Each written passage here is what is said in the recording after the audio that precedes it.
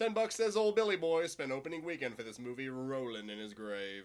These violent delights have violent ends, and in their triumph die like fire and powder, which as they kiss, consume. Something about me you should probably know going forward. I have always had a fairly complicated relationship with Romeo and Juliet. When I was younger, I despised the play, seeing it as a proponent of love at first sight, something I have always thought was dumb. Nice set of hooters you got there. Maybe love at first meeting. You know, meeting someone and then establishing some kind of connection that's so powerful that a relationship just takes off. Hell, I've been there. Who hasn't? But that would need to be based on some kind of intellectual or emotional connection. Those are the things that give birth to true love. Not love at first sight, which is about nothing but the physical. Call me a hater, call me a downer, call me a killjoy, whatever. But true love requires more than the physical.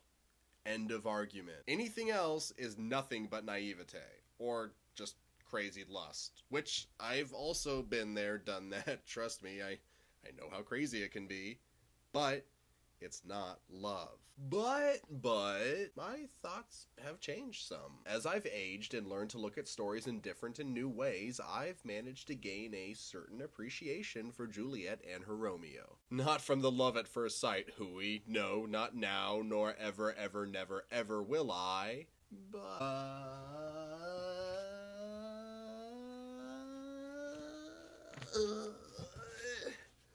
For never was a story of more woe than this of Juliet and her Romeo. I was wrong.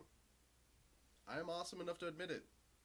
I didn't understand. The play isn't meant to be the greatest love story ever told. The play is a cautionary tale about young infatuation and not getting carried away by it. We're not meant to celebrate Romeo and Juliet's love, we're meant to learn from it. Everything about it is juvenile and misguided. The love being based entirely on looks, a fast marriage with literally no time to get to know each other, young lust-fueled sex and grudges, rash, ill-thought-out plans, overreactions without confirmation of anything. Nothing either character does at any point is logical, intelligent, or mature. And then the play ends by saying, "For never was a story of more woe than this of Juliet and her Romeo." If this story is meant to celebrate the lengths to which people are willing to go for love, then why is this last little bit here not about that love? If this is a story about the greatest love of all time, why is the last note, the last fragment of the story that people are allowed to have, about the tragedy that the love caused and not about the love itself? Because it is not the greatest love story ever told, but the greatest cautionary tale ever told. Book drop. It's like a mic drop, but with a book. Which brings us to New Moon, another story about young folk superficially in love, who also never talk about anything other than how in love they are, come from backgrounds that don't mix well, and a series of miscommunications about the well-being of the girl causes the guy to want to end his life. Combine all that with this shot 2 minutes and 19 seconds into the film, and you have yourself a movie going out of its way to compare itself to Romeo and Juliet. And in the worst, laziest, simplest ways imaginable, New Moon does strike some similarities to Romeo and Juliet, but there's also a lot of differences that make the comparison, well, stupid.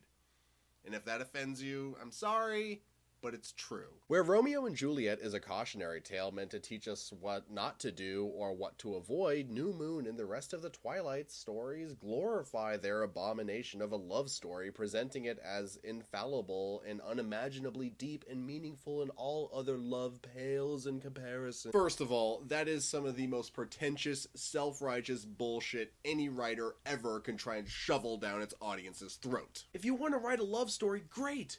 Go for it! Do it! Don't let anything hold you back.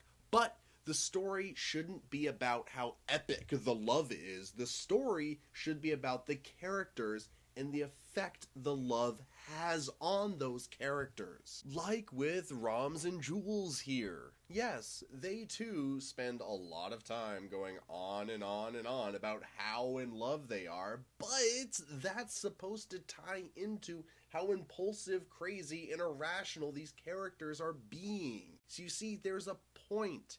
It's not just because the writer doesn't know what else they're supposed to talk about. Because there are consequences for the poor decisions made in the name of love by this couple, the audience gets to see the fallout of the choices this duo makes.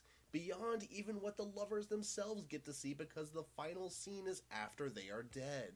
In New Moon and Twilight, though, there are no consequences. Nothing overtly terrible ever happens to any of the main characters. The love between Bella and Edward is powerful enough to conquer all or something, and any that try to do anything that gets in their way meets a nasty end. Bella and Edward's love wins out in the end, and they live happily ever after, despite them being incredibly naive, foolish, selfish, and letting their hormones control them.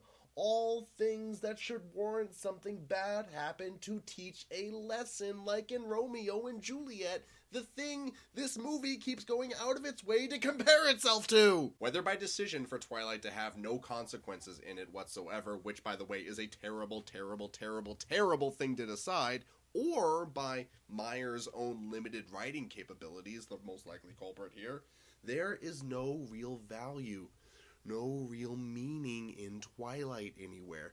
Myers effectively took anything of value her story might have had and completely stripped it of it by removing consequences from the reality. And the reality is life. All of this, it has consequences. And like it or not, it does. And because of that, so should art. So should storytelling. Call me a hater. Call me a grumpy Gus. Call me angry at the world. Call me unable to be happy. Whatever helps you sleep at night, call me that. But I am still right. A reward is only as good as the risk that is involved to get that reward. It's as simple as that. It really is. You can argue against me if you want to. You can. Go for it, but you won't win. And you know what? That's why with The People versus Twilight, I am going to be the prosecution, because I am going to eviscerate these movies, and I am going to enjoy every second of it. So stay tuned, guys, because there's something cool on the horizon.